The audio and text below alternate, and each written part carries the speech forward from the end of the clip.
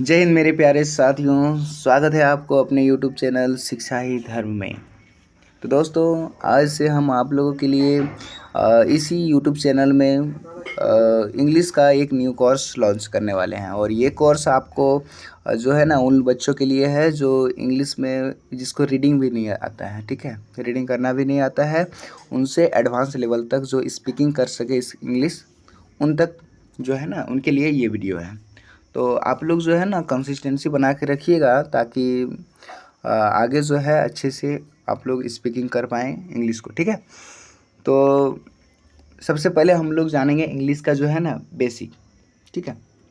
तो इंग्लिश का जो सबसे बेसिक है वो है पहले इनका जो वर्णों का है ना, लेटर का। तो लेटर का पहले उसको जानिए कि उसका इंग्लिश में क्या बोलते हैं। जैसे क को जो है ना इंग्लिश में के बोलते हैं, यहाँ ए नहीं होगा, ठीक है, के बोलते हैं।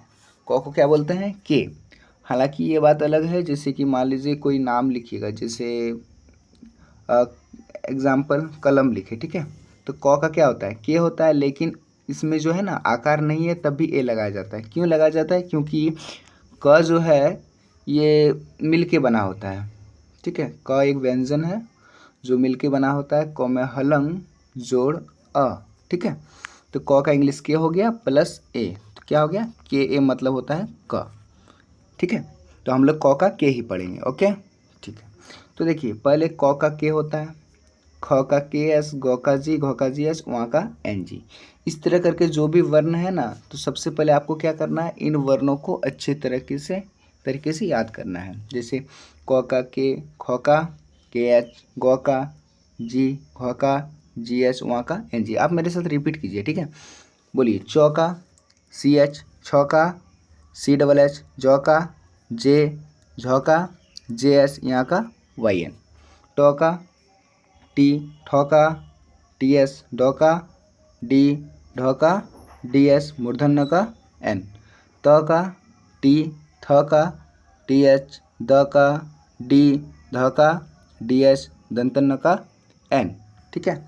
आगे देखिए प का पी, फ का पी एच, ब का बी, भ का बी एच, म का एम।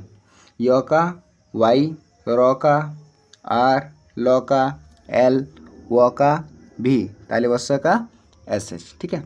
आगे बढ़िए। आगे लिखा हुआ है मूर्धन स का एस एच, दंस का एस, ह का एच, अक्ष का के एस एच, त्र का टी आर, और ज्ञ का छूट गया यहाँ पर, ज्ञ का होता है जी वाई, ठीक है। यहाँ नीचे लिख देता हूँ जी वाई। स्र का एस एच आर, अढ़ का डी एच, और अढ़ का होता है आर एच, ठीक है। और अ का ए, आ का डबल ए, हर्षई का आई, दीर्घई का डबल ई, हर्षव का यू, दीर्घव का डबल ओ, री का आर आई, ए का ई, और ए का ए आई, ओ का ओ, और एक ठो छूट रहा है यहाँ पर, औ का होगा ए यू, ओके, डबल औकार वाला। अंग का ए एन, और अह का ए एच। ये जो है ना टोटल वर्ण है स्वर और व्यंजन का। इनको आप अच्छे से कॉपी में नोट कर लीजिएगा और इसको याद कर लीजिएगा, ताकि मैं आगे बताऊंगा तो इनको आसानी लगे आपको बनाने में, ठीक है। और इसके बाद जो है ना आपको 12 खड़ी जो है, इनको आपको होमवर्क दिया जाएगा कि आप 12 खड़ी को लिखिएगा, कम से कम क से लेकर मूर्धन्य तक, ठीक है। यहाँ तक आपको क्या करना है, 12 खड़ी को लिखना हिंदी से, और उसका इंग्लिश भी करना है। जैसे क का क्या हो गया?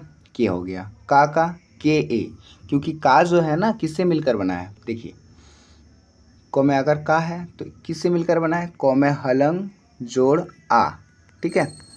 तो क का के हो गया, आ का डबल ए होता है। तो हम आपको क्या बोले थे कि क जब भी रहेगा तो उसको के लिखते हैं, तो आकार में एक ठो आया ना, तो इसलिए के ए मतलब का होता है। क में हर्षई की होता है ना, तो क में हलंग जोड़ हर्षई, तो क का क्या हो गया?